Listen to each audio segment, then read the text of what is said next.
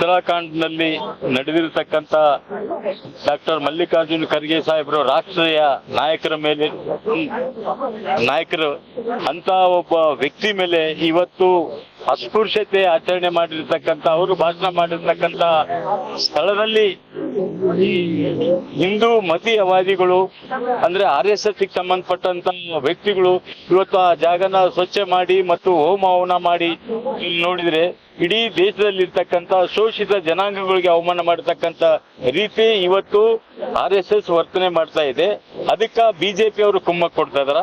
ಇದನ್ನ ಖಂಡಿಸಿ ಇವತ್ತು ರಾಜ್ಯಾದ್ಯಂತ ಜಿಲ್ಲಾ ಕೇಂದ್ರಗಳಲ್ಲಿ ಇವತ್ತು ಕರ್ನಾಟಕ ರಾಜ್ಯ ದಲಿತ ಸಂಘ ಸಮಿತಿ DG ಸಾಗರ್ ಅವರ ನೇತೃತ್ವದಲ್ಲಿ ಬಳ್ಳಾರಿ ಜಿಲ್ಲೆಯಲ್ಲಿ ಆ ಘಟನೆಯನ್ನ ಖಂಡಿಸಿ ತಪ್ಪಿತಸ್ಥರು ಯಾರು ಇದಾರೆ ಅವ್ರನ್ನ ಪತ್ತೆ ಹಚ್ಚಿ ಕೂಡಲೇ ಕೇಂದ್ರ ಸರ್ಕಾರ ಅಂತವರಿಗೆ ಶಿಕ್ಷೆ ಒಳಪಡಿಸ್ಬೇಕಂತೇಳಿ ನಾವು ಪ್ರಧಾನಮಂತ್ರಿಗಳನ್ನ ಆಗ್ರಹ ಪಡಿಸ್ತೇವೆ. ಇವತ್ತು ಇಲ್ಲಿ ನಡೆದಿರ್ತಕ್ಕಂಥ ಈ ಹೋರಾಟ ಏನಿದೆಲ್ಲ ತಮ್ಗೆಲ್ಲರಿಗೂ ಗೊತ್ತಿದೆ. ಇವತ್ತು ಸ್ಟೇಟ್ ಕಾಲ್ ಆಗಿದೆ. DG ಸಾಗರ್ ಸಾರ್ ಬಣಲಿಂದ ಇಡೀ 30 ಜಿಲ್ಲೆಯಲ್ಲಿ ಒಂದು ಸ್ಟೇಟ್ ಕಾಲ್ ಖರ್ಗೆ ಸಾಹೇಬರು ಪರವಾಗಿ ಮನುವಾದಿಗಳ ವಿರುದ್ಧವಾಗಿ ಶ್ರೀರಾಮ್ ಸೇನೆ ಮೊನ್ನೆ ಜಾರ್ಖಂಡ್ ನಲ್ಲಿ ನಡೆದಿರ್ತಕ್ಕಂಥ 8ನೇ ತಾರೀಕು ಖರ್ಗೆ ಸಾಹೇಬರು ಭಾಷಣ ಮಾಡಿದಾರ. ಅವರು ಯಾವುದೇ ಒಂದು ಪ್ರಚೋದನಕಾರಿ ಭಾಷಣನೇ ಇಲ್ಲ. ಅವ್ರು ರಾಜಕೀಯ ಭಾಷಣ ಮತ್ತೆ ಜನಗಳನ್ನ ಚೈತನ್ಯ ತುಂಬಂತ ಭಾಷಣ ಅಲ್ಲಿ ನಡೆದಿರ್ತಕ್ಕಂಥದ್ದು. ಅದನ್ನ ನೋಡಿ ಮತ್ತೆ ಈ ಮನುಸ್ಮೃತಿ ತಲೆಯಲ್ಲಿರ್ತಕ್ಕಂಥ ಶ್ರೀರಾಮ್ ಸೇನೆ ಮತ್ತೆ ಅದು ಶ್ರೀರಾಮ್ ಸೇನೆ ಏನು ರಾಷ್ಟ್ರೀಯ ಅಧ್ಯಕ್ಷರೇ ಇದ್ದಾರಲ್ಲ ಅವರು ನಿಜವಾಗ್ಲೂ ಅವ್ರಿಗೆ ಖಂಡನೆ ಮಾಡ್ತೀವಿ. ಈ ಹೋರಾಟ ಮಾನಯ್ಯನವರು ಬಳ್ಳಾರಿ ಜಿಲ್ಲೆಯಿಂದ ಮಾನಯ್ಯನವರು ನೇತೃತ್ವದಲ್ಲಿ ಯಾವುದೇ ಒಂದು ತಿಂಗಳಿಗೆ 2 ತಿಂಗಳಿಗೆ ಒಂದು ಹೋರಾಟ ಅವ್ರದ್ದು ಒಂದು ವಿಶೇಷವಾಗಿರುತ್ತೆ. ಅದು ಶೋಷಿತ ಸಮುದಾಯಗಳ ಪರವಾಗಿರುತ್ತೆ, ಆಮೇಲೆ ಮಹಿಳೆಯರ ಪರವಾಗಿರುತ್ತೆ, ರೈತರ ಪರವಾಗಿರುತ್ತೆ, ಕಾರ್ಮಿಕರ ಪರವಾಗಿರುತ್ತೆ.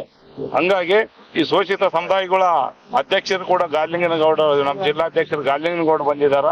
ಮತ್ತೆ ಉಪಾಧ್ಯಕ್ಷರು ನಮ್ಮ ವಿಜಯ್ ಕುಮಾರ್ ಬಂದಾರ. ಬಂಜಾರಿ ಸಮಾಜದ ಅಧ್ಯಕ್ಷ ನಮ್ಮ ರಾಮನಾಯ್ಕ ಬಂದಾರ. ಎಲ್ಲ ನಮ್ಮ ದಲಿತ ಮುಖಂಡರುಗಳು ಬಂದಿದಾರ. ಮಾನಯ್ಯನವರು ಹೋರಾಟನೇ ಜನಗಳನ್ನ ಮತ್ತೆ ಯುವಕರನ್ನ ಚೈತನ್ಯ ತುಂಬಂತ ಒಂದು ಸ್ಫೂರ್ತಿ ಇರುತ್ತೆ. ಹಂಗಾಗಿ ಇವತ್ತು ಖರ್ಗೆ ಸಾಹೇಬರಿಗೆ ಮಾಡಿರ್ತಕ್ಕಂಥ ಅವಮಾನ ಅಲ್ಲ, ಅದು 140 ಕೋಟಿ ಶೋಷಿತ ಸಮುದಾಯಗಳ ಈ ಭಾರತ ದೇಶಕ್ಕೆ ಒಕ್ಕೂಟಕ್ಕೆ ಮಾಡಿರ್ತಕ್ಕಂಥ ಅದು ಅಪಮಾನ.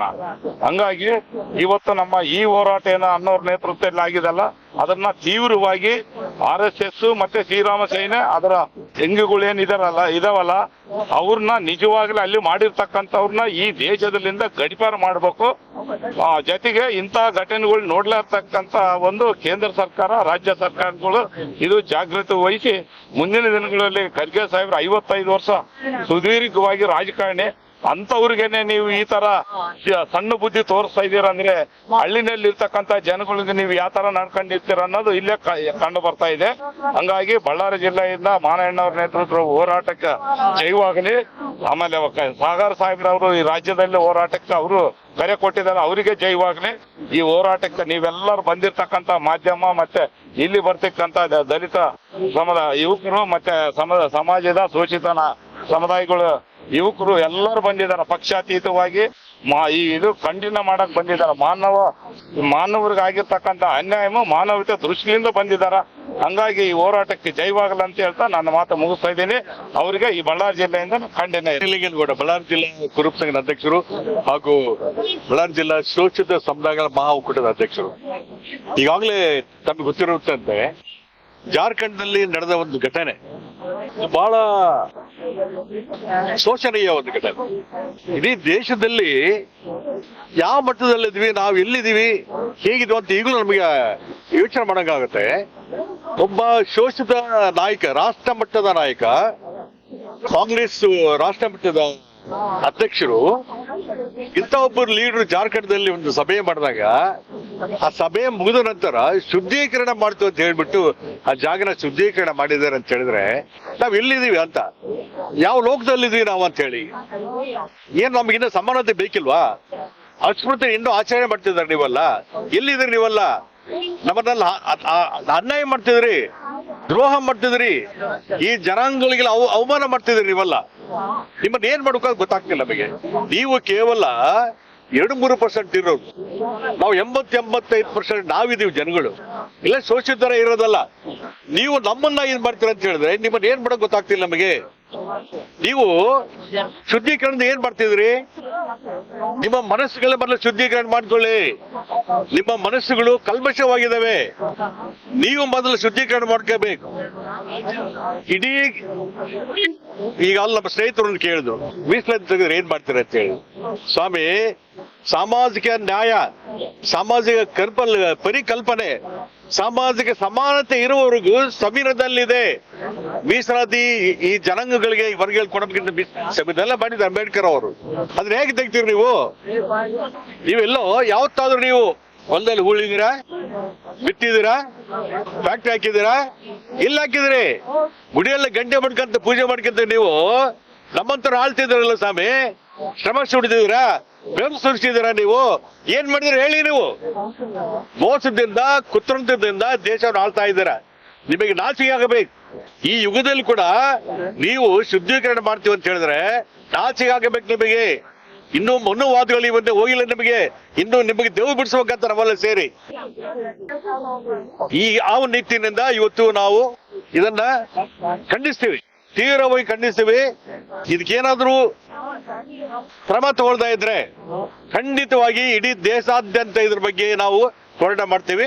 ಈ ದಿನ ಬಳ್ಳಾರಿಯಲ್ಲಿ ಡಿಜಿ ಸಾಗರ್ ದಲಿತ ಸಂಘರ್ಷ ಸಮಿತಿ ವತಿಯಿಂದ ಮಾನೇಣ್ಣವರ ನೇತೃತ್ವದಲ್ಲಿ ಇವತ್ತು ಬಳ್ಳಾರಿಯಲ್ಲಿ ಏನು ಉತ್ತರಾಖಂಡ್ನಲ್ಲಿ ರಾಷ್ಟ್ರ ನಾಯಕರು, ಸೋಷಿ ಸಮುದಾಯದ ರಾಷ್ಟ್ರೀಯ ನಾಯಕರಾಗಿರ್ತಕ್ಕಂಥ ಶ್ರೀಮಾನ್ ಮಲ್ಲಿಕಾರ್ಜುನ ಖರ್ಗೆ ಅವರಿಗೆ ಆಗಿರ್ತಕ್ಕಂಥ ಅನ್ಯಾಯ, ಮೊದಲು ಈ ದೇಶ ತಲೆ ತಗ್ತಕ್ಕಂಥ ಕೆಲಸ, ಈ ಕಾಲಘಟ್ಟದಲ್ಲಿ ಸಹ ಇಂಥ ಒಂದು ಅನಾಚಾರಗಳು, ಅಸ್ಪೃಶ್ಯತೆಯನ್ನು ಮಾಡ್ತಕ್ಕಂಥ ಅಲ್ಲಿರ್ತಕ್ಕಂಥ ಶ್ರೀರಾಮ ಸೇನೆ ರಥಯಾತ್ರಾ ಸಮಿತಿಯವರು ಮಾಡಿರ್ತಕ್ಕಂಥ ಈ ಕೃತ್ಯ ಇಡೀ ದೇಶಾದ್ಯಂತ ಖಂಡನೆ ಮಾಡ್ಬೇಕಾಗ್ತದೆ.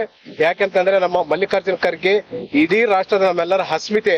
ಯಾಕಂದ್ರೆ ಆ ಮಟ್ಟಕ್ಕೆ ಹೋಗಿರ್ತಕ್ಕಂಥ ಅಂತವ್ರಿಗೆ ಇಂಥ ಒಂದು ಅಸ್ಪೃಶ್ಯತೆ ಅವ್ರ ಮೇಲೆ ದೌರ್ಜನ್ಯ ಆಗ್ತದೆ ಅಂತಂದ್ರೆ ಈ ದೇಶ ಯಾವ ದಿಕ್ಕಿನಲ್ಲಿ ನಡೀತಿದೆ ಅನ್ನೋ ಕೂಡ ನಾವು ಕಾಣ್ಬೇಕಾಗ್ತದೆ. ಅದನ್ನು ಇವತ್ತು ಬಳ್ಳಾರಿಯಲ್ಲಿ ಒಂದು ಖಂಡನೆ ಮಾಡ್ತಾ ಇವತ್ತು ಮಾನ್ಯಣ್ಣ ನೇತೃತ್ವದಲ್ಲಿ ಇವತ್ತು ನಾವು ಜಿಲ್ಲಾಧಿಕಾರಿಗಳ ಮುಖಾಂತರ ಒಂದು ಮನವಿ ಪತ್ರ ಕೊಟ್ಟು ಆ ಮಾಡಿರ್ತಕ್ಕಂಥ ಕಿಡಿಗೇಡಿಗಳು ಈಗಲೂ ಇನ್ನೂ ಬಂದಿಲ್ಲ. ಆಮೇಲೆ ಈ ಘಟನೆ ನಡೆದ ವಾರ ಆಯ್ತು, ಆ ವಾರ ಆಯ್ತು ಕೂಡ ಇವತ್ತು ಕ್ರಮ ತಗೊಳ್ತಾ ಇಲ್ಲ. ಈಗಾಗಲೇ 2014ರಿಂದ ಇಂಥ ಘಟನೆಗಳು ಬಹಳ ಆಗ್ತಾ ಇದಾವೆ.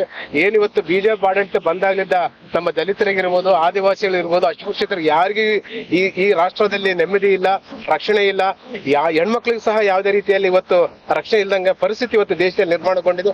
ಕಾರಣ ಇಷ್ಟೇ, ಅವರು ತಮ್ಮ ಏನು ಮನುವಾದಿಗಳು ಯಾವುದೇ ಕೆಲಸ ಮಾಡಲಿ ಇವತ್ತು ಇಂಡೈರೆಕ್ಟ್ ಆಗಿ ಬಿಜೆಪಿ ಅವರಿಗೆ ಪೂರ್ತಿ ಸಪೋರ್ಟ್ ಕೊಡೋದ್ರಿಂದ ಈ ಮಟ್ಟಕ್ಕೆ ಇವತ್ತು ಒಂದು ಶೋಷಣೆಯ ಒಂದು ಅಂತಿಮ ಘಟ್ಟಕ್ಕೆ ತಲುಪಿದೆ. ಅಂತವರೆಲ್ಲವರನ್ನು ನಾವು ಸರಿಬಿಡ್ತಕ್ಕಂಥ ಕೆಲಸ ಮಾಡಬೇಕು. ಆ ನಿಟ್ಟಿನಲ್ಲಿ ಇವತ್ತು 100 ಜನ ಇವತ್ತು ಸೇರಿ ಆಗ ಆ ಖಂಡನೆ ಮಾಡ್ತಕ್ಕಂಥ ಕೆಲಸ ಇಲ್ಲಿ ಮಾಡ್ತಾ ಇದೀವಿ ಅಂತ